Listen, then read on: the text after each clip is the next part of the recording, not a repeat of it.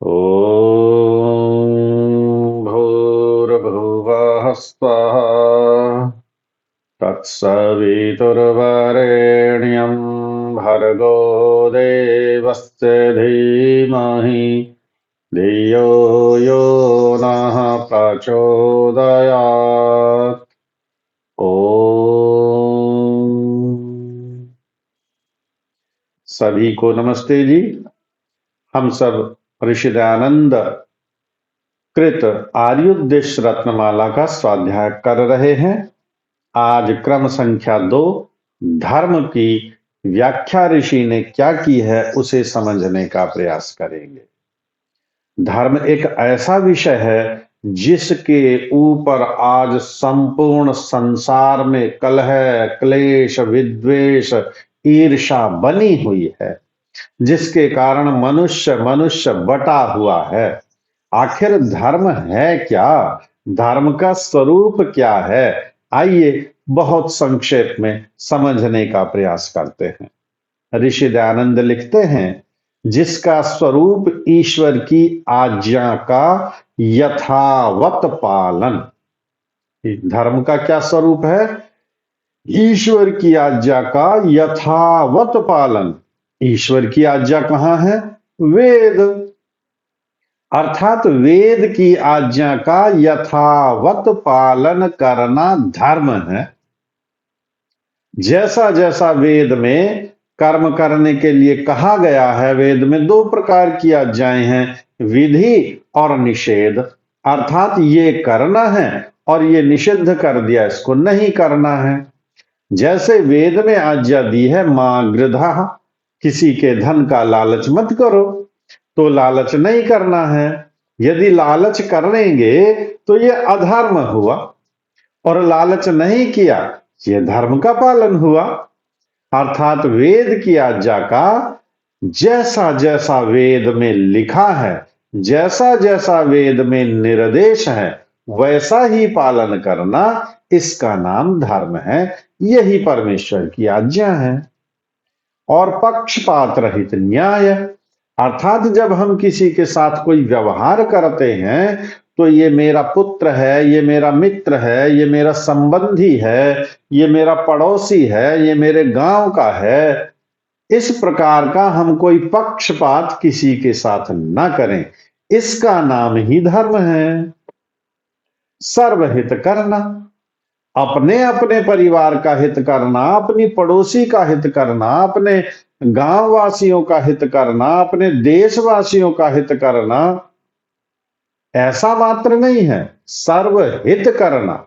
मनुष्य मात्र का ही नहीं, प्राणी मात्र का यथा सामर्थ्य हित करना ये धर्म है।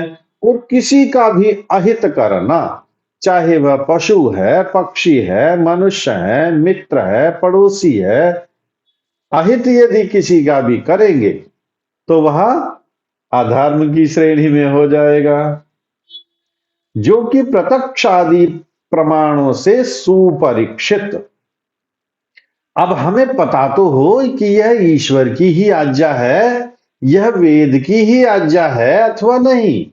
प्रमाण कोई लिया ही नहीं, हमें किसी ने बता दिया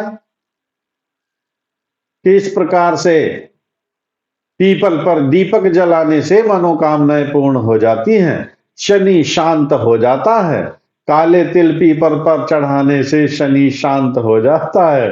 अब इसको हमने प्रमाण इसका कहीं कोई देखा नहीं, इसलिए कह रहे हैं प्रत्यक्ष आदि प्रमाणों से सुपरीक्षित हो। हमने देखा किसी की मनोकामनाएं पूरी होती हुई इस प्रकार से। कामनाएं पूरी होंगी अपने परिश्रम से, पुरुषार्थ से। यदि परिश्रम पुरुषार्थ नहीं करेंगे तो कोई कामना पूरी नहीं होने वाली है।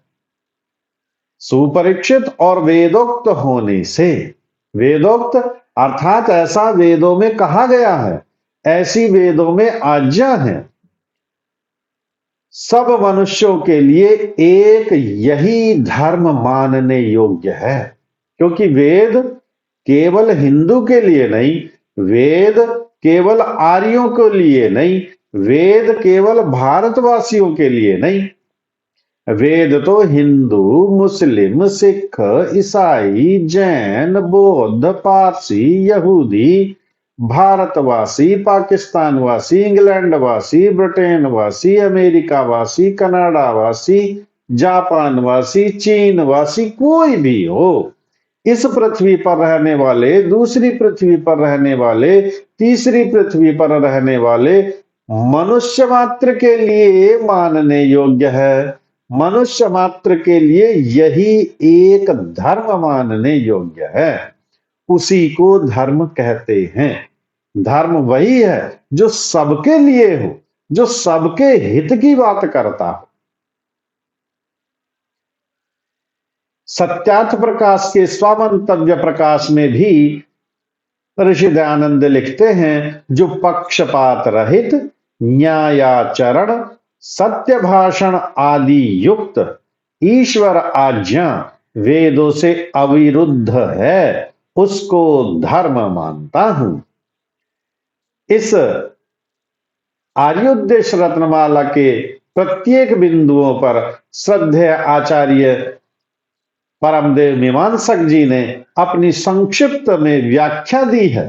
हम सबका सौभाग्य है कि हमें ऐसे एक महान विद्वान की व्याख्या भी साथ साथ पढ़ने का सौभाग्य प्राप्त हो रहा है। आइए श्रद्धेय आचार्य जी द्वारा जो व्याख्या की गई है बड़े सरल शब्दों में, उसे भी समझने का साथ साथ हम प्रयास करेंगे। ईश्वर की आज्ञा अर्थात वेदों की आज्ञा का पालन ठीक ठीक करना। ऐसा नहीं करना जितना मेरे हित की बात है उतनी तो मैं वेद की मान लेता हूं, जितने मेरे अहित की बात नहीं है उसकी उतनी मैं नहीं मानूंगा। ऐसा नहीं, ठीक ठीक आज्ञा का पालन करना, यथावत आज्ञा का पालन करना और सबके हित के लिए पक्षपात रहित न्याय। मेरे हित के लिए नहीं, मेरे परिवार के हित के लिए मात्र नहीं, सबके हित के लिए, मनुष्य मात्र के हित के लिए। और सत्य भाषण आदि करना धर्म है। सत्य बोलना धर्म है, असत्य बोलना पाप है। उपनिषद कहता है, नहीं सत्यात परो धर्मो नान्तात पातकम परम। सत्य से बड़ा कोई धर्म नहीं और असत्य से बड़ा कोई पाप नहीं है। इसलिए यहां श्रद्धाचार्य जी ने लिखा कि सत्य भाषण आदि करना, अर्थात सत्य, जैसा हम सत्य भाषण करते हैं जिससे सबका हित होता है, ऐसा ही सबका हित करना, अन्य प्रकार से भी सबका हित ही करना।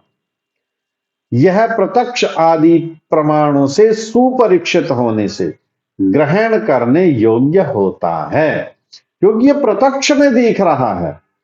क्योंकि जो धर्म के नाम पर आज पाखंड चल रहा है, अंधविश्वास चल रहा है, वहां वेद की आज्ञा तो है ही नहीं कहीं, वहां सत्य भाषण तो है ही नहीं कहीं।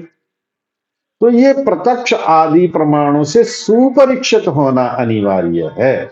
इसी को धर्म कहते हैं, जो मनुष्य मात्र के हित के लिए है।